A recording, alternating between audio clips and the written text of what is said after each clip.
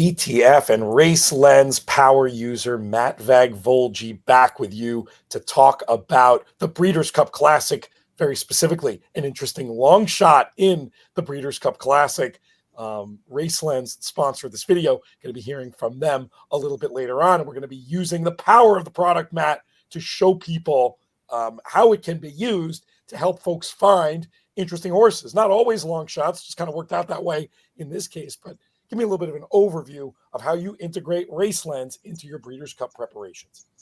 Well, like we've spoken before, Pete, it's stats aren't always the final the final be all end all, and I look at it more for support than anything. So it's a combination of quantitative and qualitative analysis. But I use Race Lens to kind of give me a different view of the race, especially a race. I think it's a great example of a race like this. To me, that is very confusing. I think it's one of the toughest Breeders' Cup Classics, just in terms of how I played horses prior, how this field is set up. You've got big question marks with a potentially, big favorite. So I like to look at, not only what the stats show, some the research capabilities, take a look at some things. Also, we're going to touch on some of the AI information that comes with Race Lens as well, with their true odds, predictive analysis. So I like to use Race Lens specifically in a race like this, where my brain is running in circles. Let's see what someone else thinks. Let's see what the stats think. Let's pop up the first slide we have right now in this one regarding Newgate, horse that many have identified as a potential long shot here, based on that run in the California Crown, where it felt like he almost had to be short that day and was a horse that was supposedly going to come forward for the 1.25 miles. Walk us through what you found. Yeah, I think looking at some just interesting stuff here. A lot of discussion has been around, I think, the big players in this race. So I want to try to find some stats that maybe give some other horses that may not have been identified. And, Newgate, I think, is one of them. From a pace profile, I look at from how Race Lens views this race in terms of their pace projector, but as well as how the horse ranks in the race.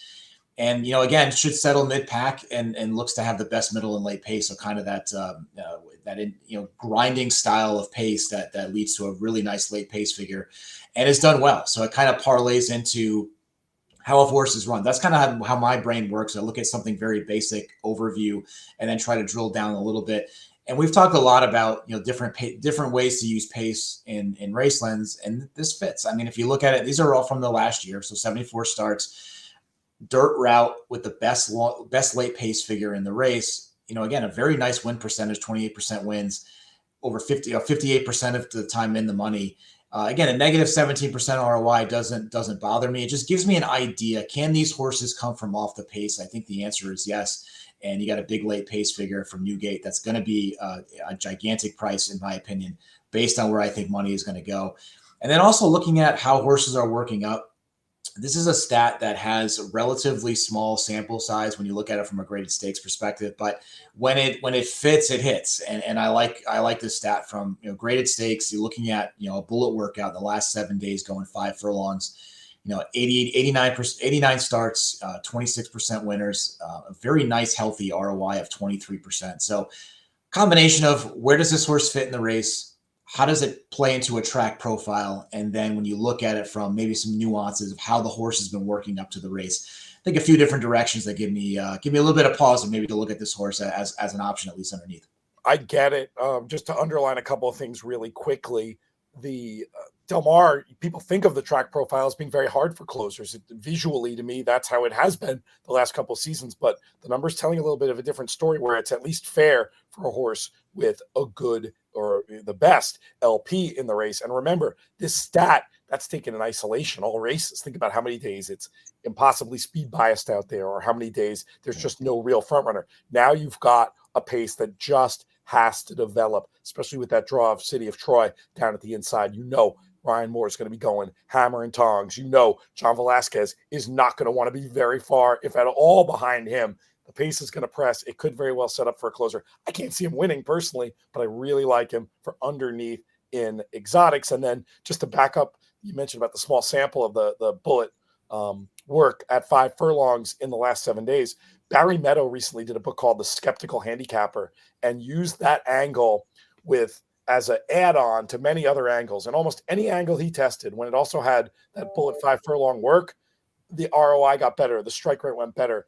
I know it's weird, but there's something to it. People always say workout, so you can't just look at the tab because it depends who was up and how much they were asking. Well, on the raw data, not so. It's always important to have a 5 furlong bullet work among the recent ones, according to the data. Let's move on to another horse. Listed at 8-1 on the morning line is next, but I think he's going to be a lot bigger than that on the day, Matt, from the international markets I've been seeing and just from my assumptions about how people are going to bet. Walk us through what you found when you looked at next.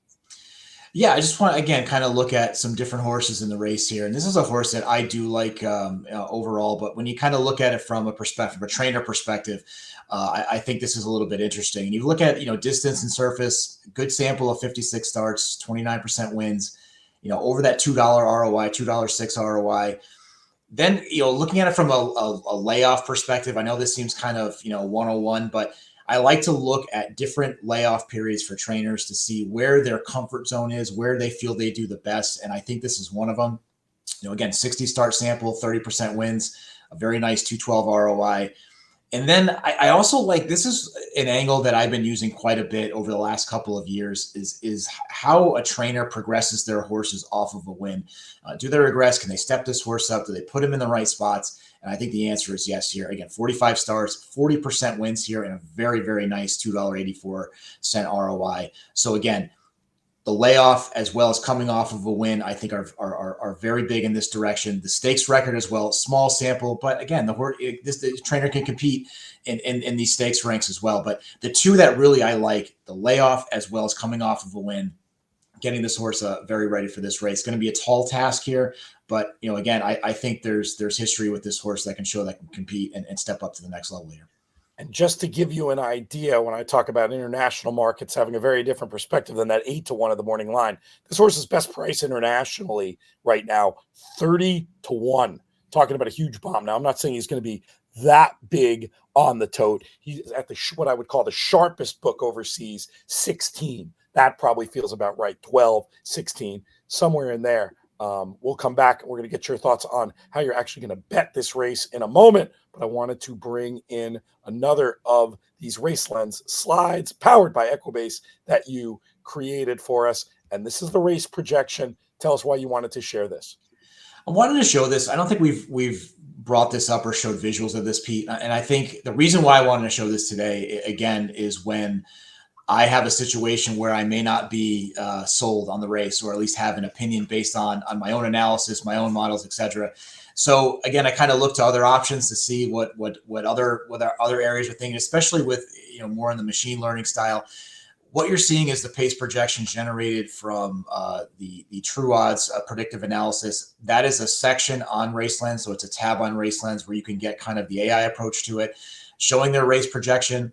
But also giving their projected percentage to win.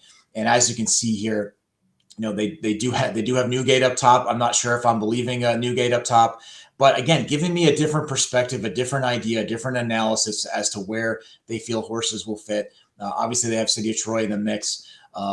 Fierceness and Sierra Leone as well in there, and Highland Falls in second at just over 10%. But I like to use this as a part of the whole mix to get an idea as to not only what I'm thinking, what my model's telling me, but what are some of the other ways that other platforms are thinking. And I think it's a great way to use it as a reference. And the last one, I just kind of give you an overview. Again, another visual of the screen. I love this screen. This is something great if you have the opportunity to get involved for Breeders' Cup or even just for the remainder of the year. This gives a really nice just summary of the race itself, running style. It shows late pace in a column where if you were to click on it, it automatically ranks the horses from top to bottom. But it also gives their predictive analysis by percentage and also a fair value odds line. So it's going to look at where they project the odds to be versus where the live odds are. Now you'll see in the middle, you'll see that column is blank. Once the live odds go into play, you will see those numbers on the far right change. When it's before the race, it uses the morning line. So the fundamental odds are the Equibase projections. The true odds is looking at both the Equibase as well as the live. But in this case, we're going to use the morning line odds. That's how we arrive at the adjusted true value odds.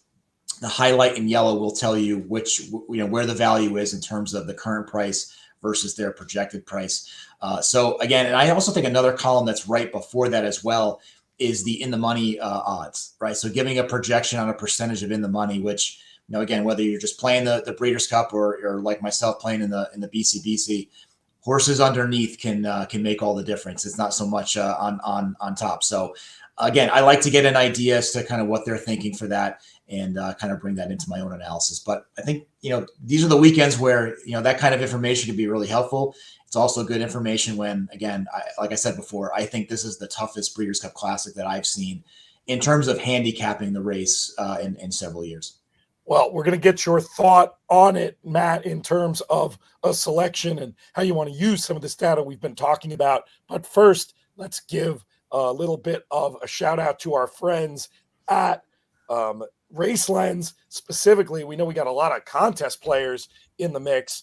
This Race to the NHC promotion they're doing, what a great way to win a seat to NHC 2025. Here's the key thing. You have to be an active Race Lens subscriber to get involved. Now, we've got a great promo deal still going on an annual Race Lens subscription. If somebody wants to make that leap, inthemoneypodcast.com/racelens. That's one way to do it. But you can also just sign up for a regular subscription if you go over to the Equibase website. And then once you get that subscription, there are contests coming fast and furious. You get a chance to win an entry to the Race Lens Final 50 qualifier, and you can win an NHC seat. You can play every week with a Race Lens subscription. And this week's contest coming up on November 2nd. Go to horseplayers.com, sign up and play, but don't get caught out. Make sure you have a Race Lens subscription to do it. Go to equibase.com and do that, or check out this amazing $500 added promotion that we have if you go to inthemoneypodcast.com/racelens, where you get In the Money Plus content as well as a $300 discount. It's great value. Matt, the key question, who we betting in this year's Breeders' Cup Classic? Well, like I mentioned, I think this is one of the toughest ones, and just in terms of where I've bet, like I said, where I've bet horses before, I've been zigging when they've been zagging. So again, I'm going to go to next here, at least for now, unless something drastically changes. But I understand when you look at this horse compared to the field, it looks like it's next is going to be up against it and really chasing a tough group.